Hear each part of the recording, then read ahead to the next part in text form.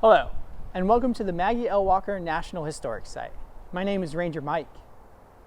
In 1926, historian Carter G. Woodson, through an organization he founded called the Association for the Study of African American Life and History, or ASALH, formulated the idea of using 1 week each February to highlight the lives of African Americans in our country. Eventually, in 1976, that idea was expanded to encompass the entire month of February and also all across the nation, what we now call Black History Month. Each Black History Month, ASALH selects a specific part of African American life to highlight, to focus in on and explore for the entire month. And this year, they have selected the Black family, representation, identity, and diversity, to explore how Black families have been portrayed in American culture throughout its history.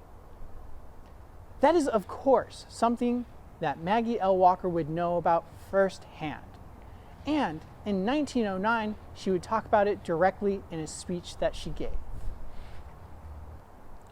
In a speech titled Race Unity, Mrs. Walker talks about the Black family and how families are naturally thought of as being united because of their shared heritage and, as she put it, being of the same flesh and blood. She continues her speech by saying that it would be strange if a family was not willing to work together to lift each other up, and that there is something, an invisible feeling or element that binds the family together. And that is love. Towards the end of Mrs. Walker's speech, she says, quote, "Without appreciation, respect, and love, there can be no unity. One might as well try and erect a wall without cement, or to build a frame house without nails. In fact, we believe it is easier to do either of these two than it is to have family unity without love." End quote. But in this speech, Mrs. Walker was not truly talking about an individual Black family, but instead, she was using a metaphor to say that the Black race as a whole is a family,